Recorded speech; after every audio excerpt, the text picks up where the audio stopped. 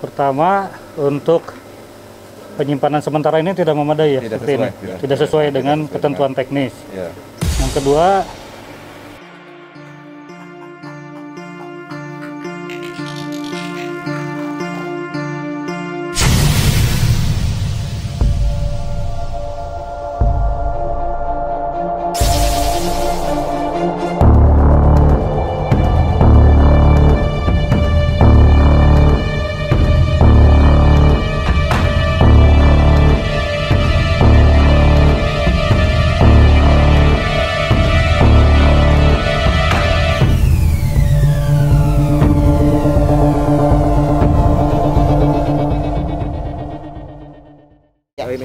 kita adalah perusahaan untuk karton box Pak Bupati. Jadi kita beli untuk kemasan.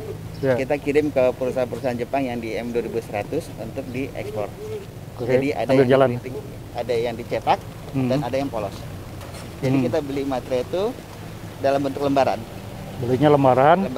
Kita potong-potong. Potong-potong dijadikan kotak-kotak. Betul Pak. Untuk kemasan ya. Kemasan. Udah. Dan kita jadikan juga ada seperti sekat-sekatnya, partisinya dan segala macamnya. Luas area ini ada sekitar 8.400 meter. 8.400. Ya. Hampir 1 hektar ya, kurang sedikit. Terus, nah ini adalah untuk saluran drainasenya kita. Drainase air hujan. Air hujan sama kemarin yang viral itu Pak Bupati. Apa itu limbah?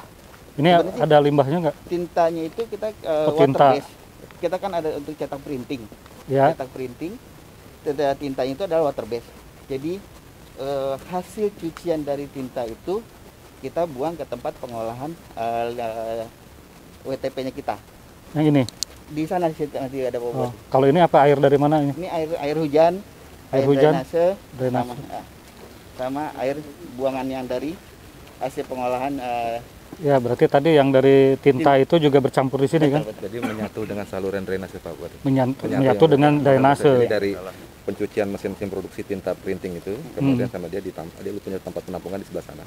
Kemudian dari situ ada unit pengolahan tapi kecil, tidak optimal. Kemudian jadi masih terbawa lumpur-lumpur sisa printingnya itu, ke bawah lumpurnya. Nah, ini masuk menyatu dengan saluran drainase. Ujungnya ke sini. Ini nanti terus dibuang kemana? Nah, ini itu sebenarnya keluar ke selokan. Selokan itu. Makanya tapi sudah ditutup sekarang. Ditutup.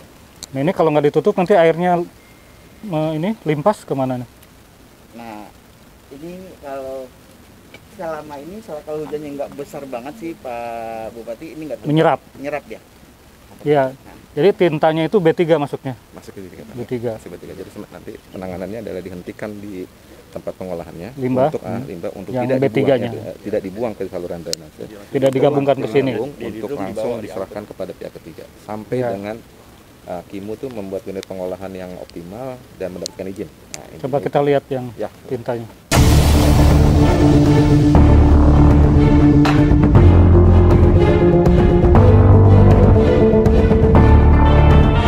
Selama ini ditumpuk di sini. Atau sudah pernah dibuang juga? Belum, Pak. Kayaknya 5 tahun mah lebih dong segini. Oh, yang kemarin sudah dibuang semua. Dibuangnya kemana? Pihak ketiga kemarin. Oh, yang pihak ketiga sebelum lebaran. Ada sekitar 7 ton ya totalnya. Dan ini tempat penyimpanan B3-nya juga harusnya ada izin juga. Ya, ada rincian sementara. Rincian teknis. Rincian teknis penyimpanan sementara limbah B3 dan itu juga tidak ada. Oke, jadi paksaan pemerintah yang akan kita berikan itu adalah bentuknya penghentian lomba ini ya. Yang ini yang dihentikan ya, bukan produksinya. Sampai dengan dipenuhinya tadi semua. Ada 4 syarat apa aja tadi? Ya, tadi untuk mengoptimalkan instalasi pengolahan air limbahnya dan mendapatkan izin untuk pembuangan air limbah. Kemudian untuk membuat bangunan penyimpanan sementara limbah B3 sesuai persyaratan teknis. Kemudian menyerahkan limbah B3 yang berupa lumpur ini dan kemasan-kemasan limbah B3 itu semua diserahkan kepada pihak ketiga yang mendapatkan izin. Terus kemudian yang terakhir, karena perusahaan ini belum ada izin persetujuan lingkungan ya Pak, kalau PL atau AMDAL ini belum ada. Nah, itu dia. Tempat ini kita beli gitu Pak. Jadi coba nanti tunjukkan IMB-nya ya ke Satpol PP. Kalau enggak nanti bermasalah lagi juga. Siapa? Kan Kepala Dinas Lingkungan Hidup Kabupaten Bekasi tentang sanksi administratif paksaan pemerintah kepada PT Kimo Sukses Abadi dengan pertimbangan untuk upaya perlindungan pengelolaan lingkungan di sini, dan juga ketentuan Undang-Undang Nomor 32 2009 tentang perlindungan pengelolaan lingkungan hidup, dan seterusnya.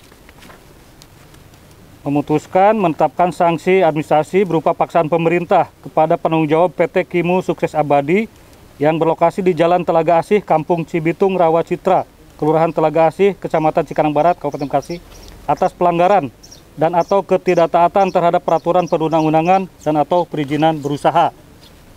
Ya. Beritunya adalah kenapa pelanggarannya. Pertama, belum memiliki dokumen lingkungan dan persetujuan lingkungan. Yang kedua, PT Kimu membuang air limbah yang menyatu dengan saluran drainase air hujan menuju ke badan air. Itu tidak boleh. Yang ketiga, belum memiliki persetujuan teknis pemenuhan baku mutu air limbah. Yang keempat, menyimpan limbah B3 berupa kemasan bekas tinta B321-4 di area terbuka di halaman perusahaan. Yang kelima, belum memiliki tempat penyimpanan limbah B3 sesuai dengan ketentuan teknis, seperti yang saya lihat tadi. Dan yang keenam, belum memiliki rincian teknis penyimpanan limbah B3. Oleh karena itu, paksaan pemerintahnya berupa 1. Harus menyusun dokumen pengelolaan lingkungan hidup (DPLH) dan persetujuan lingkungan sesuai dengan izin peruntukan penggunaan lahan paling lama 120 hari sejak hari ini. Yang kedua, menghentikan pembuangan air limbah yang menyatu dengan drainase air hujan menuju badan air paling lama 7 hari. Ini sudah dikerjakan ya, pemberhentian pembuangan limbahnya. Yang ketiga, membersihkan saluran drainase tadi, air hujan dan air limbah, dan slide tinta paling lambat 7 hari kerja. Jadi nanti itu harus diplur juga. Karena resapan menyerap, malah sekarang nanti bisa bisa menjadi mencemari air tanah warga. Air di sini masih pakai pompa ya. Ini kan bahaya itu. Yang keempat, memisahkan saluran pembuangan air limbah dengan saluran drainase paling lama 30 hari kerja harus dikerjakan. Yang kelima, membuat persetujuan teknis pemenuhan baku mutu air limbah paling lama 120 hari kerja. Yang keenam, menyerahkan limbah B3 berupa slide tinta dan kemasan bekas tinta kepada usaha dan atau kegiatan pengelolaan limbah B3 yang berizin paling lama dalam 7 hari kerja. Yang ketujuh, membuat tempat penyimpanan limbah B3 sesuai dengan ketentuan teknis paling lama 30 hari kerja. 8. Membuat rincian teknis penyimpanan limbah B3 paling lama 120 hari kerja. Nah, jangka waktu tersebut harus dilaksanakan sejak tanggal diterimanya keputusan ini. Nanti kami akan mengecek ya, tugas dengan Satpol PP, batas-batas ini. Siap. Ada yang harus 7 hari, ada yang 30 hari, ada yang 120 hari. Ya. Penanggung jawab PT Kimu wajib melaporkan secara tertulis setiap penyelesaian pelaksanaan paksaan. Jadi kalau sudah selesai, bikin laporan tertulis, bikin laporan itu disampaikan kepada Kepala Dinas Lingkungan Hidup. Yang keenam, apabila tidak melaksanakan paksaan pemerintah sebagai dimaksud dalam amar ketiga dan kelima tadi, akan dikenakan pemberatan sanksi hukum sesuai ketentuan perundang-undangan. Jadi nanti akan meningkat, bisa lama-lama pemberhentian produksi. Jadi pertama harus punya tanggung jawab terhadap lingkungan dan juga daerah komunitas.